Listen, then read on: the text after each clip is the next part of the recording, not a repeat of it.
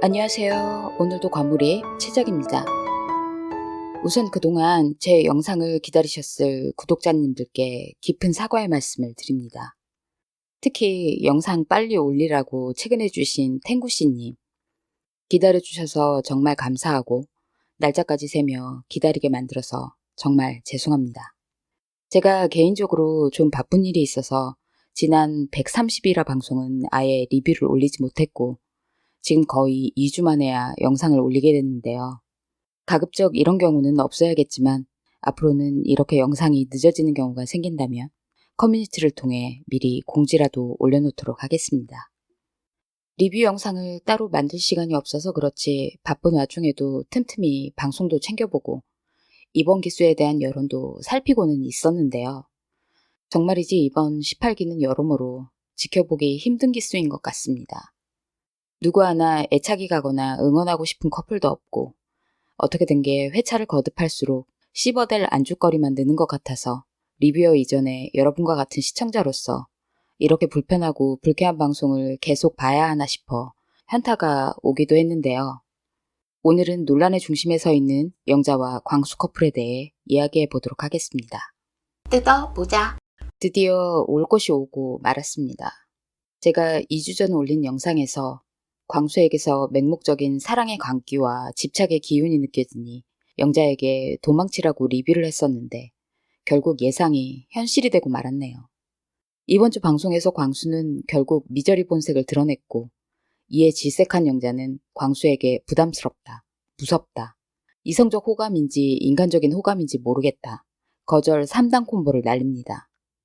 여자 입에서 저 세 문장이 나왔다는 건 사실상 디엔드, 천지가 개벽해도 절대 잘 될 수 없는 관계가 됐다는 걸 알리는 건데 광수는 전혀 아랑곳하지 않습니다. 시무룩해지는 기색조차 없죠. 오히려 기세등등 중꺽말을 외치며 다음 데이트 선택에서 영자를 선택합니다. 저는 이번 주 방송에서 영자와 광수를 지켜보는 게 불편함을 넘어 불쾌했습니다. 한 남자가 한 여자를 스토킹하게 되는 과정을 실시간으로 보고 있는 것 같은 기분이 들어서 말입니다. 그리고 이번 방송에 대한 민심을 살피다가 정말 놀랐습니다. 의외로 영자가 욕을 많이 먹고 있더라고요. 자업자득이다, 쌍방과실이다 하는 합리적 비판에서부터 영자가 광수라는 이름만 보고 전문직인 줄 알고 선택을 했는데 그게 아니어서 기회를 보다가 지금 꼬투리를 잡아 런하는 중이라는 나름 성의 있는 내피셜에 처음부터 광수는 보험용이었다. 애초에 영자가 낯솔에 나온 건 몸값을 높이려고 나온 거다 등등 근거도 없는 중상모략까지 정말 다양하던데요. 어쩌다 영자는 이토록 민심을 잃게 된 걸까요? 제가 볼 때는 영자의 애교에 거북함을 느꼈던 많은 사람들의 불편한 심리가 스노우볼처럼 커지면서 지금의 상황을 초래하게 된 게 아닌가 싶습니다. 영자의 애교가 본격적으로 드러난 건 광수와의 첫 데이트에서였습니다. 해 짧은 소리에 마치 구연동화를 하는 것 같은 말투. 거기에 꽃에 물 좀 줘도 됩니다 같은 낯간지러운 표현과 이번 기수는 피디님이 나를 위해 만들어주신 것 같다는 다소 농도 짙은 플러팅까지. 확실히 영자는 흔치 않은 캐릭터였습니다.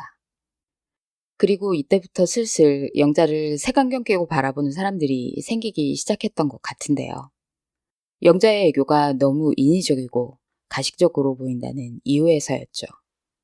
저도 이때는 궁금했습니다. 과연 영자의 애교가 가식일지 본 모습일지 그 부분을 잘 염두에 두고 봐야겠다고 생각했으니까요. 하지만 얼마 안 가 저는 영자의 애교가 가식이 아니라 본 모습이라는 결론에 도달하게 됐는데요. 아이러니하게도 이 결론에 이르게 된 건 다름 아닌 영화의 귓속말 데이트에서 본 영자의 모습 때문이었습니다. 아마도 영자를 싫어하시는 분들은 영화의 데이트를 본 후 영자를 더 싫어하게 됐겠지만 제 경우는 좀 달랐습니다. 물론 저도 예고만 봤을 때는 큰 충격을 받았습니다. 하지만 막상 본방을 보고 나서는 그럼 그렇지 하며 오히려 안도가 됐는데요. 왜냐하면 영자라는 사람을 좀 더 이해할 수 있는 시간이 됐기 때문입니다. 영호와의 귓속말 데이트를 본 시청자들 가운데는 영자가 영호를 유혹하려 했다고 보시는 분들이 많은 것 같습니다. 하지만 저는 영자가 영호에게 한 플러팅의 80%는 장난이었다고 봅니다. 남자분들 그런 얘기 많이 하시잖아요. 정말로 마음이 가는 여자한테는 쉽게 못 들이댄다고. 그건 여자도 마찬가지입니다. 여자도 정말 마음에 드는 이성한테는 쉽게 못 들이댑니다. 그런 맥락에서 볼 때 영자가 영호에게 대놓고 플러팅처럼 보이는 장난을 칠 수 있었던 건 애초에 영호에게 마음이 없었기 때문입니다. 그리고 영호가 정색을 하는데도 플러팅을 계속한 건 영호의 반응이 너무 재미있었기 때문이죠. 사실 저는 영호와 영자의 귓속말 데이트가 정말 흥미진진하고 재밌었습니다. 그리고 영자와 강수의 첫 데이트가 왜 그렇게 보기 불편했는지도 그때 깨달았습니다.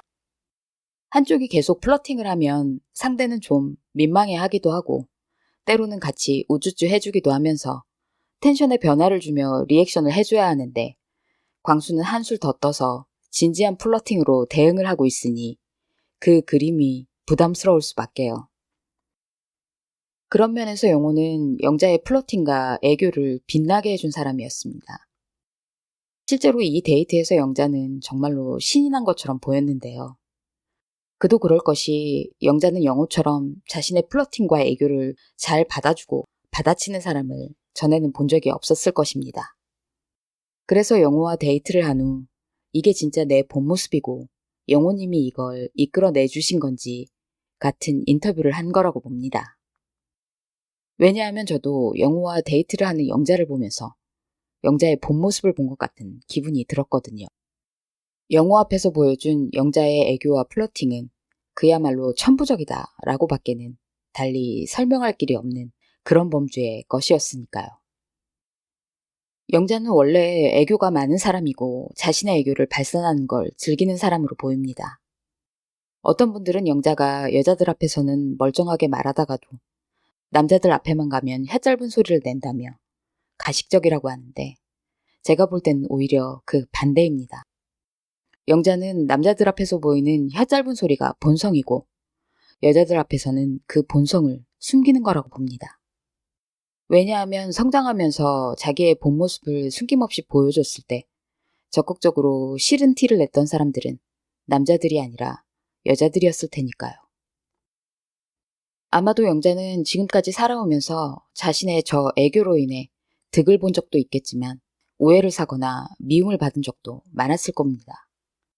그런데도 저 애교를 내려놓지 못했다는 건 그게 본인의 본질과 맞닿아 있기 때문이었을 가능성이 크다고 봅니다.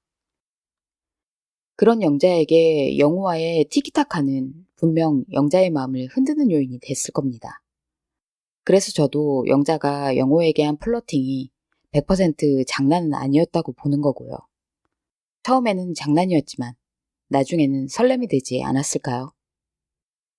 하지만 영자는 영호에게 잠시 흔들렸다고 해서 다음 밤샘 데이트에서 영호를 선택하진 않았습니다. 우직하게 광수에게로 갔죠. 지금까지 영자는 한 번도 자신이 내뱉은 말을 번복하거나 자신이 뱉은 말을 뒤집는 행동을 한 적이 없습니다. 그런데도 왜 영자가 처음부터 만만한 광수를 선택해서 보험으로 두려고 했다는 둥, 광수가 전문직이 아니어서 도망칠 각을 재고 있었다는 등의 비난을 받고 있는지 모르겠습니다. 광수가 전문직이 아니어서 쳐낼 생각이었다면 애초에 첫 데이트 선택 때 광수를 선택하지 않았겠죠. 이미 자기소개를 통해서 광수가 전문직이 아니란 건 알았으니까요. 광수가 보험이었다는 얘기도 그래요. 광수가 보험이었다면 벌써 다른 남출들과의 컨택을 시도했겠죠. 영자는 지금까지 다른 남출들과 따로 1대1 대화마저 나눈 적이 없는데 왜 이런 억측이 난무하는지 정말 의아합니다. 심지어 영자는 광수를 찾아 남자 숙소에 갔을 때도 광수와만 따로 별도의 공간에서 이야기를 나눌 정도로 다른 남출들에게는 대면대면하게 굴었는데도 말입니다. 저는 영자와 광수의 관계가 이렇게 된 것에 대해 영자도 책임이 있다, 자업자득이다 하는 의견에 대해서도 본질적으로 동의하지 않습니다. 잘 돼가는 두 사람의 관계에 초를 치고 죄를 뿌린 건 광수지 영자에게는 아무 잘못이 없다고 봅니다. 잘못이 있다면 광수가 자기 생각에만 빠져 이렇게 집요하게 자기 생각을 강요할 수 있는 사람이라는 것을 진즉에 알아보지 못한 잘못이겠죠. 하지만 그런 걸 진즉에 알아볼 수 있는 사람이 과연 얼마나 될까요? 저는 남녀 관계에서 서로의 의사에 반하는 도를 넘는 집착과 일방적인 행동은 어떤 경우에도 허용돼서는 안 된다고 생각합니다. 인정에 이끌려 한두 번 허용하다 보면 커지면 커졌지 스스로 작아지는 경우는 없기 때문입니다. 영자는 밤샘 데이트를 하는 동안 급발진을 하는 광수를 달래기 위해 자기가 할 수 있는 것은 다 했다고 봅니다. 영자가 무심코 던진 믿음이라는 단어에 꽂혀 무겁고 딥하게 들어오는 광수를 제어하기 위해 감동중지라며 분위기를 환기시켜보려 하기도 했고, 자기의 어떤 면을 보고 광수가 이러는 건지 이해해보려 노력하기도 했으니까요. 심지어 비포증 잘 서세요 같은 극단적인 농담을 던지며 어떻게든 그 분위기를 타파해보려고 하기도 했죠. 하지만 모든 건 무용지물이었습니다. 전혀 대화가 되지 않았죠. 그럴수록 광수는 더 은밀하고 노골적으로 다가올 뿐이었죠. 아마 이때 영자는 태어나서 한 번도 경험한 적 없는 무력감과 두려움을 느끼지 않았을까 싶습니다. 광수는 이미 충분히 도를 넘었고 그런 광수에게 두려움을 느끼고 도망치는 것은 지극히 정상입니다. 한때 운명처럼 느껴졌던 사람이라 할지라도 말입니다. 어떤 분들은 못소린 광수에게 영자가 지나친 확신과 여지를 줘서 이렇게 된 것이니 자업자득이다. 영자에게도 책임이 있다 하시는데 저는 이런 비판은 어느 누구에게도 도움이 되지 않고 오히려 광수가 자신의 잘못을 인식할 기회를 뺏는 독이 되는 비판이 될 수도 있다고 봅니다. 왜냐하면 주변에서 그런 비판을 하지 않아도 누구보다 후회하면서 자신의 잘못을 통감하고 있을 사람은 바로 영자 본인일 테니까요. 하지만 광수는 어떨까요? 자기 생각에만 빠져 있고 자기가 믿고 싶은 것만 믿는 광수는 영자 책임론을 자신의 잘못을 합리화하고 미화하는데 남용할 가능성이 크죠. 그건 영식과의 일화만 봐도 알 수 있습니다. 광수는 밤샘 데이트 후 영자를 숙소에 바라다주고 돌아오는 길에 영식을 마주칩니다. 웃옷을 벗어든 채로 말이죠.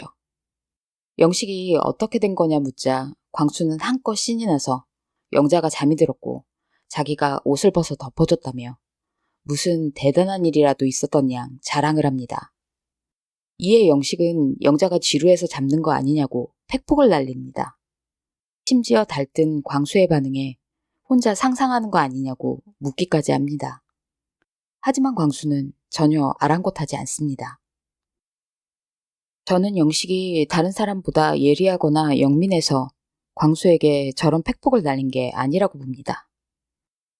광수에게 저런 팩폭을 아무렇지 않게 날릴 정도로 남출들 사이에는 이미 어느 정도 광수에 대한 공감대가 형성돼 있다고 보는 쪽이 더 타당하지 않을까요? 그리고 그렇다는 건 광수가 자기 생각에만 빠져 다른 사람과 소통이 되지 않는 건 비단 영자만이 아니라는 얘기겠죠.